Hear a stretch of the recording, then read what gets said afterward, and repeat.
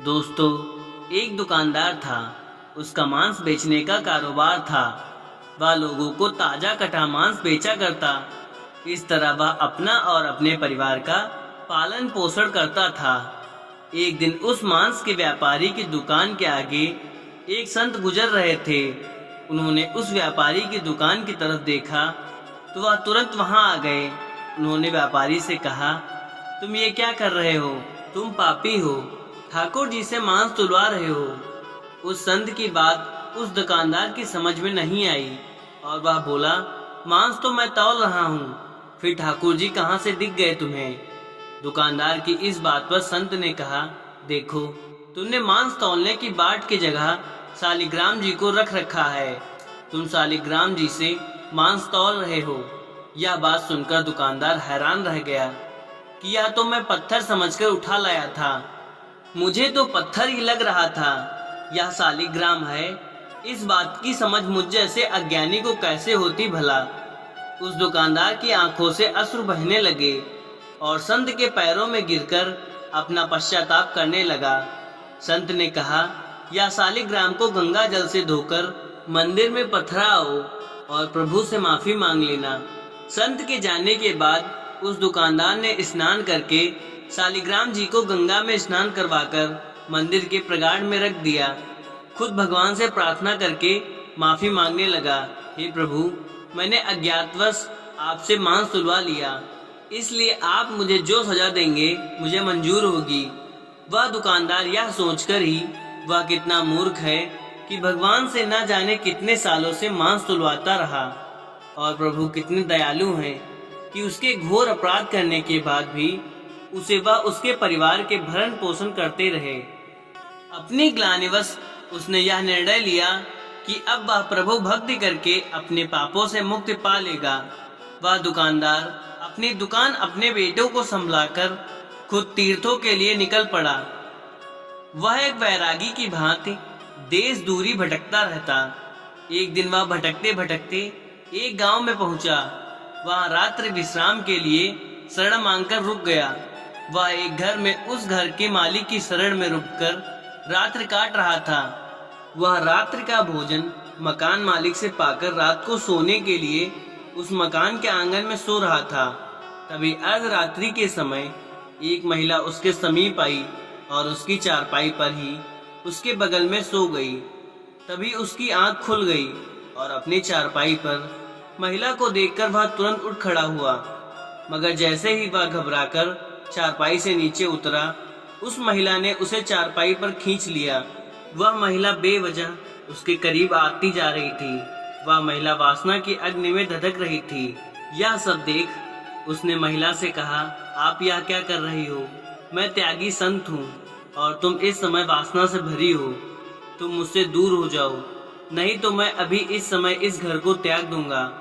महिला ने संत के रूखे शब्दों को सुना, मानो उसे वह तीर की भांति भेद रहे हों। वह लपकती हुई संत को बाहुपास में समेटकर अपनी मनमानी करने को आतुर हो रही थी। संत ने पूछा, तुम हो कौन और मुझसे इस तरह व्यवहार क्यों कर रही हो? तब वह महिला बोली, तुम जिस घर में ठहरे हो यह घर मेरा है। मैं इस घर की मालकिन हूँ। वह व्यक्ति जिसने तुम्हें रात्रि विश्राम के लिए शरण दी, वह मेरा पति है। तब तो संत बोले, ठीक है, तुम्हारे पति घर में सो रहे हैं, तुम्हें उनके पास जाना चाहिए।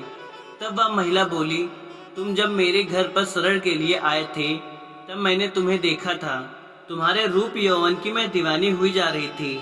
तुम्हें पाने की लालसा में मैंने यह बीते कुछ पल बहुत मुश्किल से गुजारे। अब तुम्हारा सामीप्य मिल गया है तो भला तुम्हें अपने से अलग क्यों करूं? अब उस संत ने उस महिला को समझाने की कोशिश की कि देखो, तुम एक विवाहित हो, तुम्हारा कर्तव्य पति सेवा है। ऐसे में तुम मुझ जैसे वैरागी को पाना चाहती हो। यहाँ तुम्हें शरण नहीं मिल सकती। तुम्हारी जगह अपने पति के पास है। जाओ, लौट जाओ अपने पति के पास। वह महिला कुछ सुनने को तैयार न थी। तब वह बोली, अच्छा, तो मेरे और तुम्हारे बीच में मेरा पति आ रहा है। अगर मेरा पति ना हो तो क्या तुम मुझे अपना लेते? वह तुरंत घर के भीतर गई। उस महिला ने घर पर रखी अपने पति की तलवार को निकाल लाई और उस तलवार से पति पर वार कर दिया। उसका पति वहीं मर गया। वह खून से भरी तलवार लेकर उस संत को दिखाते हुए बोली, लो, मैंने तुम्हारे और मेरे बीच खड़ी पति रूपी दीवार नष्ट कर दी। मैंने पति का गला काट डाला। अब वह कभी हम दोनों के बीच में नहीं आ सकता। बेचारा वह संत यह सब देखकर वहां से भागने लगे। बहुत कोशिश के बाद भी संत वहां नहीं रुके तो उस महिला ने उस तलवार से खुद पर वार किया और सदैव के लिए खत्म हो गई। संत जैसे तैसे वहां से निकलकर भागे और वह बहुत दुखी रहने लगे। उनका दुखी चेहरा देखकर एक संत ने उन्हें कहा, लगता है तुम बहुत दुखी हो। क्या बात है जो तुम्हें परेशान कर रही है? हम संतों को अपने दुख से नहीं दूसरों के दुख से दुखी होते हैं। तुम्हारे साथ कौन सा दुख है? तब उस संत ने वह सारी घटना उन संत को सुनाई। संत ने उन संत की बातों को सुनकर ध्यान लगाया तो उनका इस सारी घटना का सार समझ आ गया। वह संत उस संत यानी दुकानदार से बोले, यह सब तो होना ही था, इसमें तुम्हारा कोई दोष नहीं है। अब तुम शांत मन से भक्ति करो। तब वह संत यानी दुकानदार बोले कि यह सब होना ही था, इसका क्या मतलब है? तब वह संत हंसते हुए बोले, तुम मेरे पास बैठो, मैं तुम्हें सब बताता हूँ। उन संत ने उस संत यानी दुकानदार से कहा, यह सब पिछले जन्म का कर्जा था जो उस महिला ने ले लिया। संत बोले, कैसा बदला? अब संत उन्हें बताने लगे, पूर्व जन्म में तुम प्रभु के भक्त थे। एक दिन जब तुम ध्यान मग्न होकर प्रभु भक्ति कर रहे थे तभी वहां से एक गाय भागती हुई आई। तुमने गाय को देखा और चुप रहे। गाय को एक कसाई पकड़ना चाहता था। गाय उस कसाई से बचती हुई भागती हुई वहां आई थी। गाय तुमसे अपने बचाव की उम्मीद से देखने लगी, मगर तुमने भक्तिवश उस पर ध्यान नहीं दिया तो वह डरती हुई कहीं और जाकर अपना बचाव करना चाहती थी। वह वहां से चली गई। तभी उसके पीछे पीछे भागता वह कसाई तुम्हारे सामने हाथ में तलवार लिए आया। तुम जिस स्थान पर बैठे थे वह ठीक चौराहे पर बना हुआ था। वहां से 4 मार्ग निकलते थे, इसलिए कसाई वहां आकर रुका। उसे समझ नहीं आ रहा था कि वह गाय कहाँ गई। चारों तरफ नजर दौड़ाकर वह कसाई तुम्हारे पास आया और तुमसे उस गाय के बारे में पूछा कि तुमने किसी गाय को यहाँ से भागते हुए देखा है। तुमने उस कसाई की तरफ देखे बिना बंद आंखों से ही उस रास्ते की तरफ हाथ कर दिया जहाँ वह गाय भागकर गई थी। वह कसाई तुम्हारे इशारे को देख उसी रास्ते पर चला गया जहाँ वह गाय भागती हुई गई थी और उस गाय को कसाई ने अपनी तलवार से मार दिया था। अब वह संत हैरान होकर उन संत से बोले, उस गाय व कसाई से मेरी इस घटना का क्या वास्ता?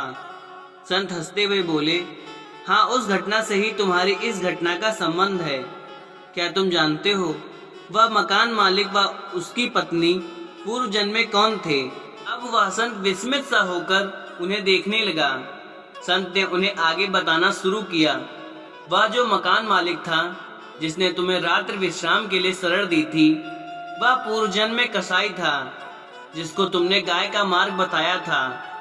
इसी तरह उस मकान मालिक की पत्नी वही गाय थी जिसका उस कसाई ने कत्ल किया था।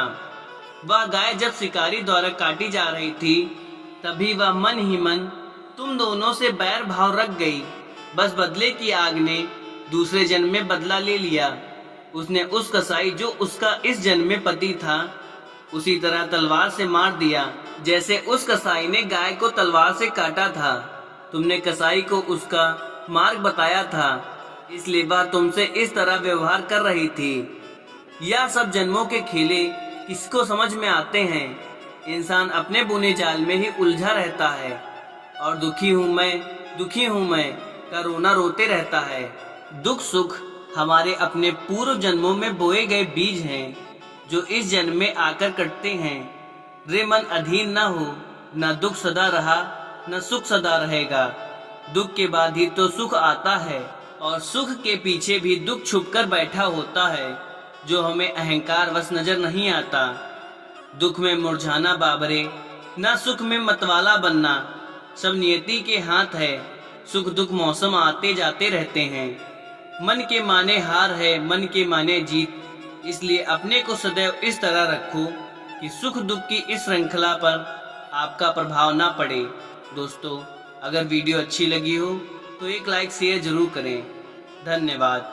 हर हर महादेव।